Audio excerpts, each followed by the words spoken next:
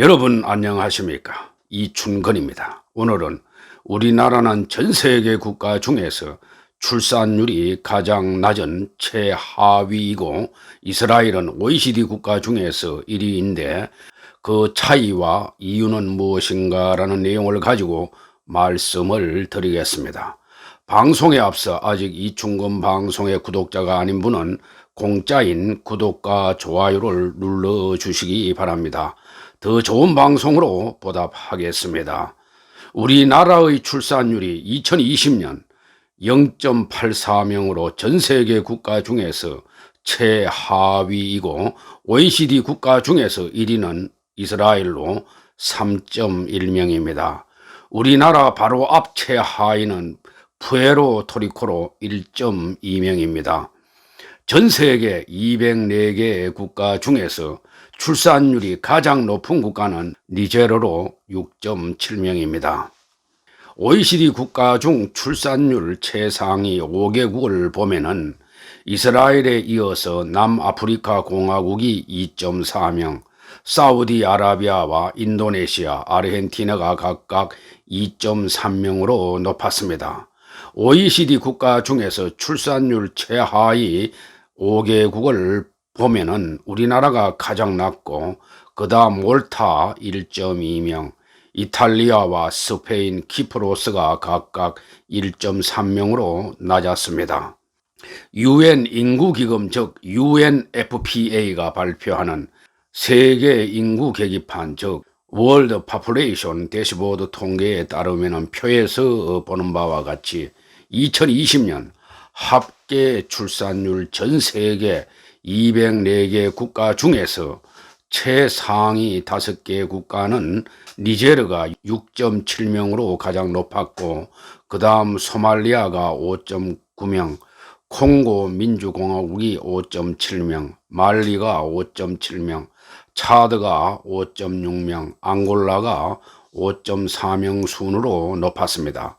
그리고 전 세계 국가 중에서 최하위 5개국은 표에서 보는 바와 같이 우리나라가 1.1명으로 가장 낮았고 그 다음 푸에르토리코와 싱가포르, 보스니아, 헤르체코비아, 마카오 등이 각각 1.2명으로 낮았습니다.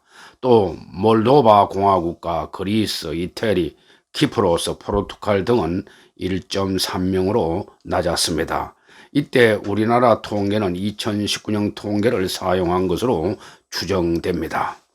출산율을 아이를 낳을 정년기에 있는 젊은 부부들의 인생관이 희망과 꿈에 부풀어 있느냐에 달렸습니다.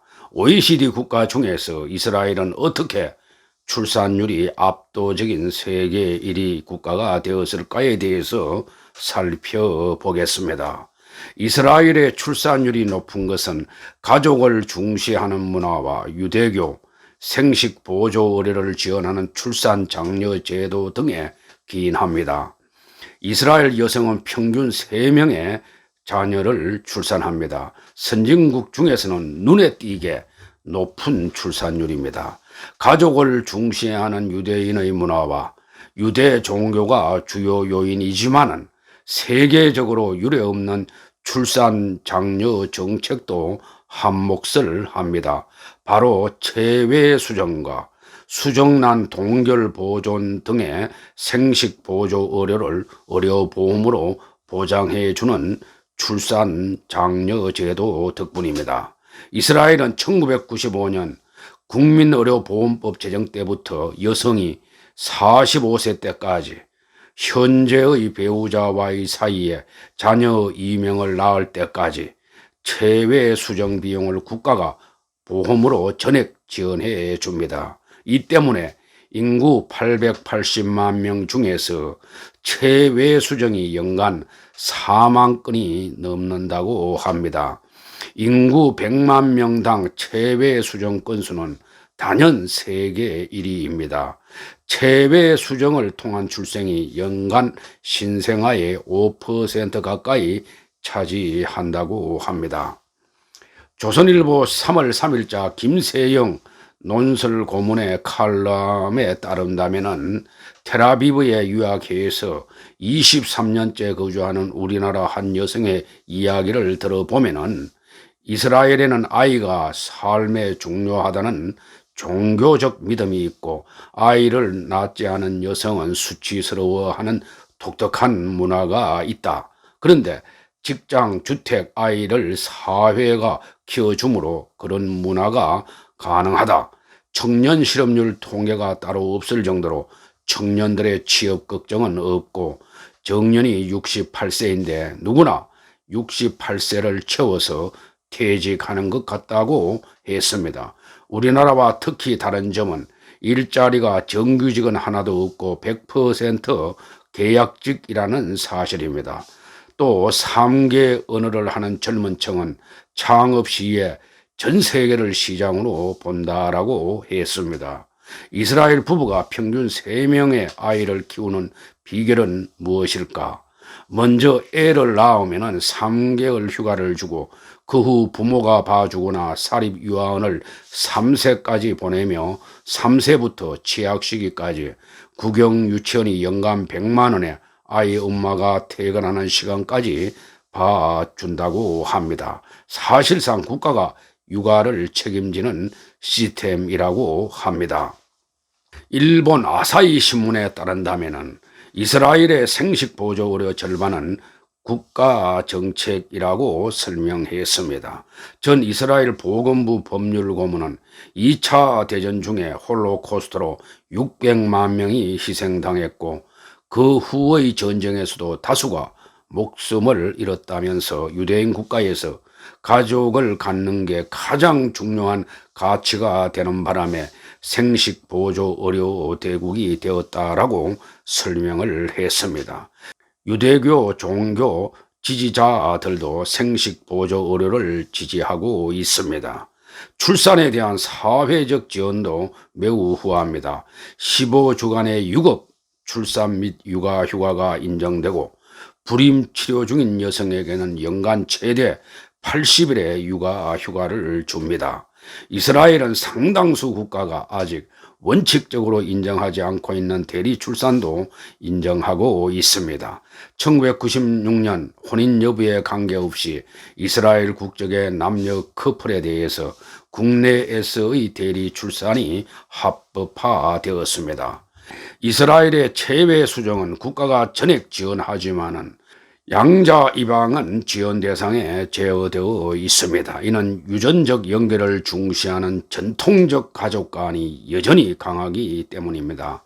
우리나라는 청년 체감 실업률 26%, 30대에서 40대가 직장에서 쫓겨나는 상황에서 애를 낳기에는 큰 어려움이 있습니다. 그런데 작년 12월 4차 저출산 고령화 5개년 계획은 출산 휴가를 낸 부부에게 월 300만 원씩 3개월을 더 주고 육아수당 몇 푼 더 지어준다는 게 전부였습니다. 그 시점에 우리나라 인구가 처음으로 2만 명이 감소했다는 발표가 있었습니다. 급기야 지난달 2월 25일 사망자가 출생에 비해서 3만 명이 많아져서 본격 인구 감소 시대에 접어들었다는 경계를 통계청이 발표했습니다.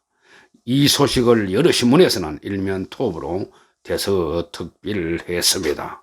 우리나라의 저출산이 이렇게 지속되면 성장률이 떨어져 세금이 안 거치고 국민연금과 건강보험 같은 것을 유지하기 어렵고 부자들은 타 국가로 탈출할 수도 있습니다. 문 대통령은 신년 기자회견에서도 인구 걱정에 대해서 한마디 안 했고 오직 선거와 퇴임 후 자기 아내에만 관심이 있는 것 같습니다. 유대인은 금융과 에너지, 곡물, 언론 등에서 세계 주도권을 쥐고 있고 노벨상 수상자도 93명이나 배출한 민족입니다. 한국은 그 유대인보다 IQ가 1.2배나 높아 전 세계에서 유대 민족을 이길 수 있는 유일한 민족으로 꼽고 있습니다. 그런데 출산율이 세계에서 가장 낮아 큰 문제이니 지금부터라도 출산율 제고 대책을 최고의 정책 순위에 두고 연구해야 합니다. 모든 국민이 꼼꼼히 생각하면서 대책을 마련해야 하겠습니다. 이번 코로나19 백신 확보 과정에서 베냐민 네타냐후 이스라엘 총리는 돈을 더 주고 가장 많은 백신을 가장 빨리 확보했습니다. 백신의 바가지를 써도 경제가 일찍 정상화되면 그게 남는 장사라고 계산했다고 합니다. 그 결과 이스라엘은 다음 달인 4월에 경제가 거의 다 정상화된다고 합니다. 그런데 우리나라는 올 연말도 어렵다고 합니다. 이 부분도 우리나라와 이스라엘 간 큰 차이를 보이고 있습니다. 작년 7월 인구보건복지협회가 UN 인구기금 즉 UNFPA와 함께 발간한 2020년 세계 인구 현황 보고서에 따른다면 세계 총 인구수는 77억 9,500만 명으로 지난해보다 8천만 명이 증가했다고 합니다. 전 세계 총 인구수는 중국 14억 3,930만 명, 인도 13억 8천만 명, 미국 3억 3,100만 명 순으로 많았고 우리나라는 5,130만 명으로 작년과 동일하게 세계 28위를 차지했습니다. 2015년부터 2020년간 세계 인구 성장률은 1.1%이며 우리나라 인구 성장률은 0.2%로 2010년에서 2019년 0.4%에 대비해서 0.2%포인트 하락했습니다. 특히 동기간 세계 평균 합계 출산율이 2.4명인 가운데 우리나라 합계 출산율은 1.1명으로 세계 198개국 중에서 최하위를 기록했고 우리나라보다 출산율이 낮은 국가는 없었습니다. 저출생 고령화 현상이 지속되는 가운데 0세에서 14세 인구 구성 비율은 12.5%로 세계 196위를 차지했으며 이는 세계 평균 25.4%의 절반 수준입니다. 한 연구에 따르면 전 세계적으로 출산율이 높은 국가는 이스라엘, 호주, 프랑스, 아이슬란드, 아일랜드, 멕시코, 뉴질랜드, 노르웨이, 러시아, 영국 등이며 출산율이 낮은 국가는 오스트리아, 독일, 헝가리, 스페인, 한국 등입니다. 출산율이 높은 나라 중에 삶의 질 요인 중 하나인 일가 삶의 균형이 높은 나라들은 프랑스, 노르웨이, 스웨덴, 아일랜드이며 사회 자본이 높은 나라로는 호주, 아이슬란드, 뉴질랜드, 아일랜드 등이라고 합니다. 마지막으로 출산율이 높고 삶의 만족도도 높은 나라들은 아이슬란드, 뉴질랜드, 노르웨이가 해당된다고 합니다. 아무튼 우리나라 출산율이 전 세계 204개 국가 중에서 최하위이므로 이의 극복을 위한 노력을 배가해야 하겠습니다. 출산율을 제고하기 위한 정책은 아이를 기르며 사는 것이 아이 없이 사는 것보다 더 행복하고 부담되지 않도록 각종 지원을 대폭 강화해야 합니다. 또 자녀와 함께하는 가정의 행복이 어떤 삶의 방식보다 낫고 행복하다고 느낄 수 있도록 각종 지원 정책이 마련되어야 합니다. 일례로 자녀가 등장하는 홈 드라마 제작 지원, 3대가 함께 사는 드라마 제작 지원, 독신 미화 드라마 제작 금지, 은퇴 노년층을 활용한 보육 지원, 모범적 육아와 자녀교육 성공 사례 홍보, 훌륭한 부모 되기 위한 자녀 양육법, 사회 교육 실시 등 다양한 아이디어와 정책을 동원하여 자녀의 소중함을 국민들에게 인식시키는 방안이 절실히 필요하다고 생각합니다. 또한 가정 양육 수당을 강화하고 영유아 보육료 지원, 공립 어린이집 확충 및 환경 개선 등은 기본이고 이스라엘에서 실시 중인 체외 수정과 수정란 동결 보존 등의 생식 보조 의료를 국가에서 지원하는 의료제도 등의 시책도 강화해야 할 것입니다. 정부의 출산율 제고를 위한 제도적 지원 못지않게 자녀가 많아도 행복하게 살 수 있는 문화적, 사회적 풍토가 조성되어야 할 것입니다. 자녀를 많이 낳아도 일과 가정을 양립할 수 있는 사회, 자녀가 많이 있어야 가정이 행복하다는 제도적 장치를 만드는 것이 국가가 해야 할 일입니다. 오늘 방송은 여기서 마치겠습니다. 더 좋은 방송으로 보답하겠습니다. 감사합니다.